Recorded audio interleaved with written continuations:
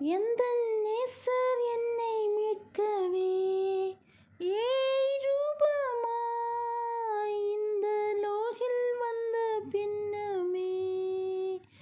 எந்தன் நேசர் என்னை மீட்கவே ஏழை ரூபமாய் இந்த லோகில் வந்த பின்னமே.